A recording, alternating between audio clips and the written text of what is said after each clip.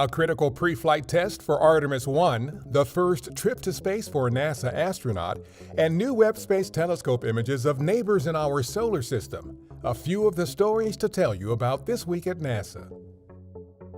On September 21st, teams at our Kennedy Space Center conducted a cryogenic demonstration test with the Space Launch System, or SLS, rocket for our upcoming uncrewed Artemis I flight test around the Moon.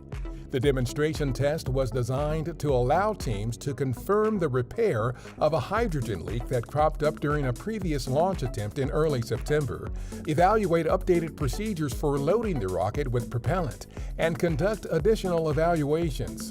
Keep up with the latest Artemis I updates on NASA's Artemis blog at blogs.nasa.gov/Artemis. Also on September 21st, NASA astronaut Frank Rubio launched to the International Space Station from Kazakhstan with two other members of the station's Expedition 68 crew. Later that same day, they docked to the station's Rosvet module and were welcomed aboard by the Expedition 67 crew, including NASA's Bob Hines, Kjell Lindgren, and Jessica Watkins. This is Rubio's first spaceflight. Our Webb Space Telescope's first image of Neptune includes the clearest view of Neptune's rings since the images Voyager 2 captured during its 1989 flyby of the distant planet. Webb also captured 7 of Neptune's 14 known moons, including Triton, which orbits Neptune in an unusual retrograde or backward direction. Additional studies by Webb of both Triton and Neptune are planned in the coming year. The Webb Space Telescope recently used its infrared capability to capture its first images and spectra of Mars. Images of the planet's eastern hemisphere captured by Webb's near-infrared camera show surface features such as craters and dust layers, as well as thermal emission, or light given off by the planet as it loses heat.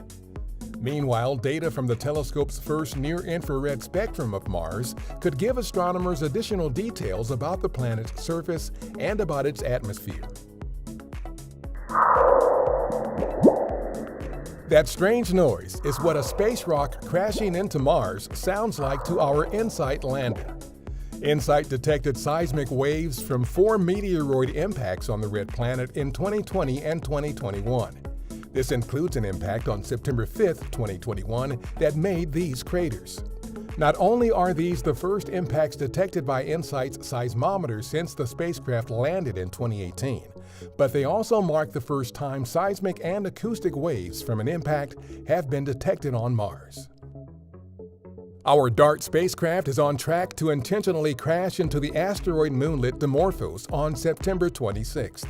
The views in this composite image of the Jupiter system were captured during recent testing with the spacecraft's imager and guidance systems to target and track Jupiter's moon Europa as it emerged from behind the planet, similar to how Dimorphos will visually separate from Didymos, the larger asteroid it orbits. DART, the world's first planetary defense test mission, is designed to deflect and alter the course of an asteroid should one ever be discovered that is a threat to Earth. Neither Dimorphos nor Didymos is a threat to Earth. That's what's up this week at NASA. For more on these and other stories, follow us on the web at nasa.gov/twan.